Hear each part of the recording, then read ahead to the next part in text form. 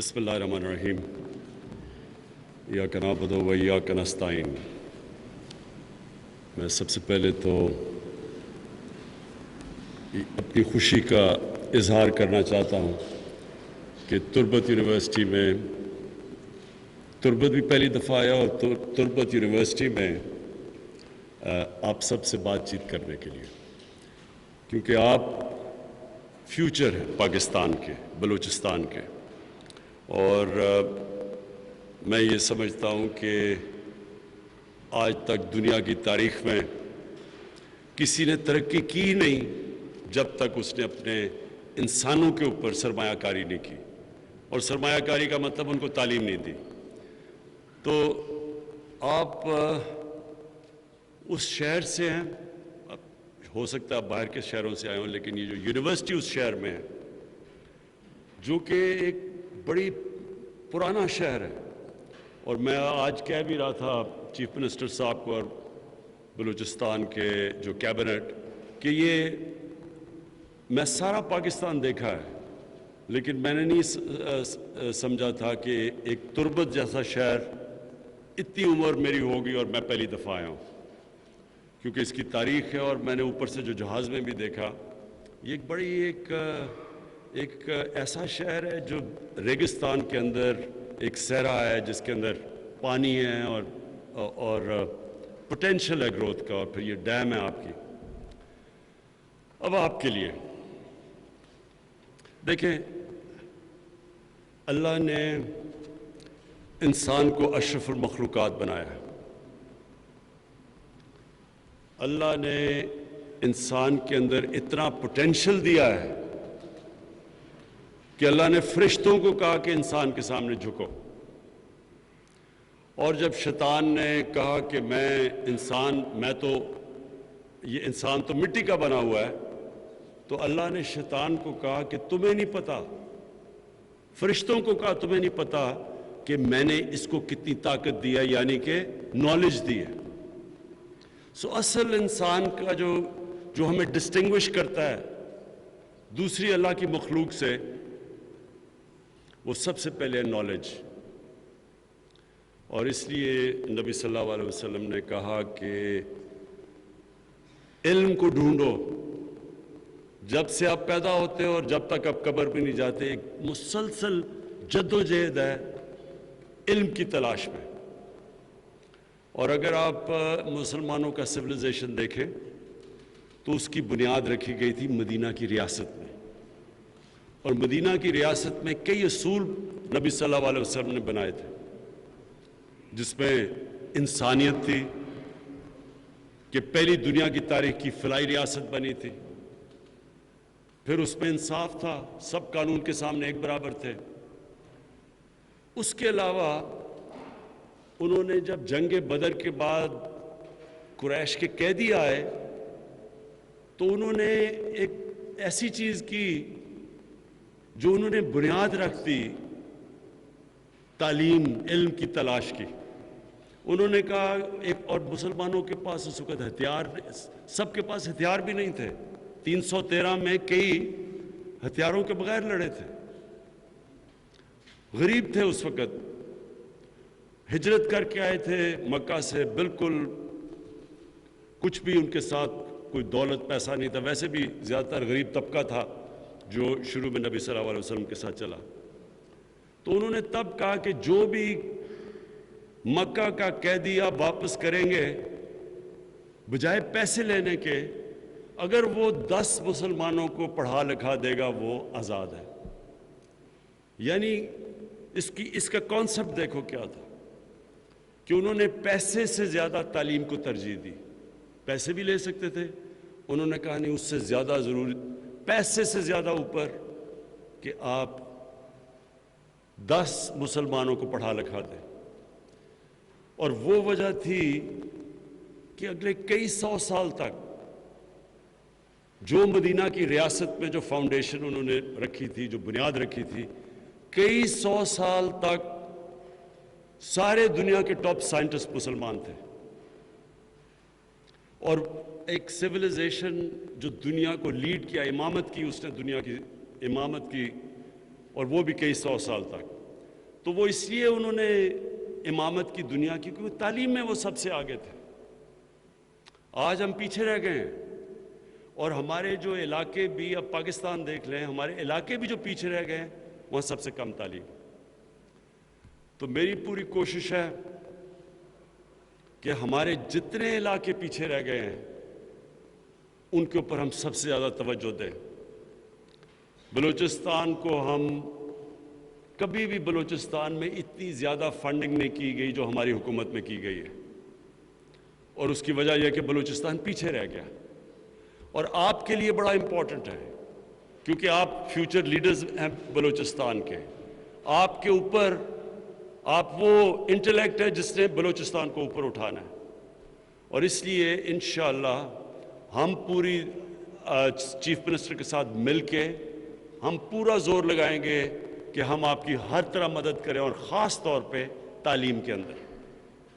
اب ایک اور بھی دنیا میں بڑا انقلاب آ رہا ہے, اور وہ information technology, information communication technology کی ریولوشن. یہ کتنا بڑا انقلاب ہے کہ اس سے اب کہیں بھی بیٹھے بیٹھے آپ لوگوں کو تعلیم دے سکتے ہیں. کرونا کے اندر کیا ہوا کہ کیونکہ سوشل ڈسٹنسنگ تھی اور لوگوں کو گھروں میں بند کیا, یورپ میں خاص طور پہ کافی دیر تک, تو جو اس کا استعمال ورچوئل ایجوکیشن کا استعمال ہوا, ہم نے بھی کیا پی ٹی وی کے ذریعے دور دراز لوگوں کو لیسنز دینے شروع کیے. لیکن اب یہ اور دنیا اس طرف چلی گئی ہے کہ اب ضروری نہیں ہے کہ آپ کو شہروں میں جا کے تعلیم لینا. اب ہمارے پاس وہ اب ٹیکنالوجی آ گئی ہے کہ ہم لوگوں کو دور دراز علاقوں میں تعلیم دے سکتے ہیں. لیکن اس کے لیے بھی ضروری ہے کہ آپ کا ایک انٹلیکچوئل بیس تیار ہو بلوچستان میں. اور اس لیے میں پھر سے کہتا ہوں کہ ہم پوری انشاءاللہ آپ میں انویسٹمنٹ کریں گے. میری جو آخری بات اب سب کے لیے وہ یہ, اچھا پہلے تو میں پنجاب کے چیف منسٹر, انہوں نے کہا ہے کہ ہم پنجاب اور پنجاب کے چیف منسٹر کو میں اس لیے داد دیتا ہوں کہ یہ اسپیشل توجہ, پنجاب سب سے بڑا صوبہ ہے, انہوں نے بلوچستان میں خاص طور پہ آ کے انویسٹمنٹ بھی کر رہے ہیں. ہاسپٹل میں بھی کیا انہوں نے انویسٹمنٹ, اور اب یہ انہوں نے کہا کہ جو اسکالرشپس ہیں وہ اب تک 185 تھی, 135 تھی, اور اب ان کو بڑھا کے ہم 360 کرنے لگے ہیں.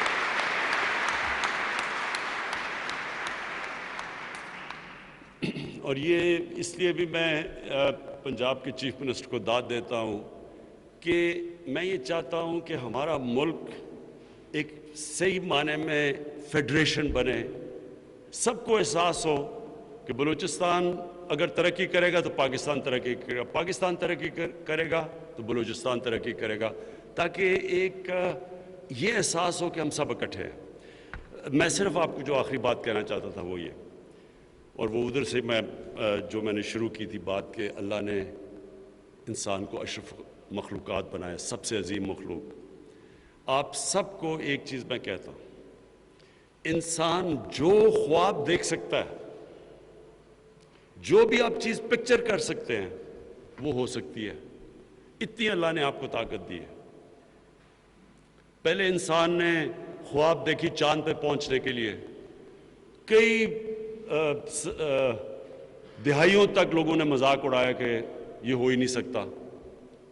مجھے یاد ہے میں جب بڑا ہو رہا تھا, ہمیں کوئی کہتے تھے کہ جی کبھی کسی نے کہا جی اگر چاند پہ پہنچ گیا انسان تو دنیا ختم ہو جائے گی, قیامت آ جائے گی. اس طرح کی چیزیں سنتے تھے. جو بھی انسان نے اچیو کیا پہلے وہ پکچر کرتا ہے. تو آپ سب کو یہ پتہ ہونا چاہیے کہ اللہ نے انسان کو جہد مسلسل اپنے خوابوں کو تکمیل دینے کی صلاحیت بخشی ہے. نوجوان پاکستان کا مستقبل ہیں. انسانی وسائل پر خرچ کرنے والی قوموں نے ترقی کی ہے. انسان کی فلاح مجموعی فروغ تعلیم کی مرہون منت ہے. مدینہ کی ریاست میں قانون کی حکمرانی اور انسانیت اہم اصول تھے. ٹیکنالوجی کا استعمال کر کے ہم شہری علاقوں کے ساتھ پسماندہ, دور دراز اور دیہی علاقوں میں بھی تعلیم فراہم کر سکتے ہیں, تاکہ ان لوگوں کو بھی تعلیم کا زیور جو ہے وہ مہیا کیا جا سکے جو اس وقت تعلیم سے محروم ہیں, اور مجموعی ترقی کے لیے تعلیم کی فراہمی انتہائی اہمیت کا ہے. پاکستان کے لیے ٹیسٹ کرکٹ کھیلنا چاہتا ہوں, تو وہ جب سفر ہے اس میں بڑی بڑی مایوسیاں آپ کو سامنے کرنا پڑتی ہیں، لیکن انسان جب تک ہار نہیں مانتا، یہ یاد رکھیں، جب تک ہار نہیں مانتا اور ہر مشکل سے سیکھتا ہے، انسان کچھ بھی کر سکتا ہے، ہر برے وقت سے سیکھتا ہے۔ جو بھی آپ کے لیے برا وقت آتا ہے وہ اللہ کا آپ کو موقع دیتا ہے سیکھنے کے لیے کہ یہ کیوں برا وقت آیا۔ اور آپ جب یونیورسٹی میں پڑھ رہے ہیں تو آپ میں یہ زیادہ کیپیبلٹی ہے کہ تجزیہ کریں صحیح طرح کہ میری سے کیا غلطی ہوئی، کیوں غلطیاں تو انسان کرتا ہے، لیکن یونیورسٹی ایجوکیشن کی جو خاص بات یہ ہوتی ہے وہ آپ میں یہ صلاحیت پیدا کر دیتا ہے یہ دیکھنے کے لیے کہ میں نے غلطی کیا کی، اس کی پھر وہ نشاندہی کرتے ہیں آپ، پھر وہ غلطی دور کرتے ہیں، پھر محنت کرتے ہیں، اور جب آپ پھر محنت کر کے کھڑے ہوتے ہیں اب پہلے سے اور زیادہ طاقت آ جاتی ہے آپ میں، پھر اور آپ اوپر چلے جاتے ہیں۔ اور تو یہ ہوتا ہے زندگی کا سفر۔ آپ مشکل وقت آتا ہے، گرتا ہے انسان، تجزیہ کرتا ہے، اپنی غلطی کی نشاندہی کرتا ہے، پھر محنت کرتا ہے، اور پھر جب وہ آتا ہے تو اس پہلے سے اور اوپر چلا جاتا ہے۔ تو زندگی اس طرح سائیکلز میں جاتی ہے، کبھی اسٹریٹ لائن میں نہیں جاتی۔ برا وقت سیکھا، غلطی دور کی، پھر اور اوپر، پھر کھڑا ہوتا ہے اور اوپر۔ اس طرح کر کے انسان کا زندگی کا سفر ہوتا ہے، اور اس کو سٹرگل کہتے ہیں، جدوجہد کہتے ہیں۔ اور جو اوپر جاتا ہے اس میں جو سب سے بڑی صفت ہوتی ہے وہ یہ کہ وہ برے وقت سے ڈرتا نہیں، وہ ہار نہیں مان جاتا، وہ گیو اپ نہیں کر دیتا، وہ سٹرگل کرتا رہتا ہے۔ اور جو بھی انسان جس نے دنیا میں بڑا کام کیا ہے وہ اسی پروسیس سے گزرا ہے۔ کوئی دنیا میں شارٹ کٹ نہیں ہوتا، شارٹ کٹ کوئی نہیں ہوتا۔ میں چھوٹا تھا جب ہم کرکٹ کھیلتے تھے شروع میں، تو یہ سارے جتنے بھی میری طرح کے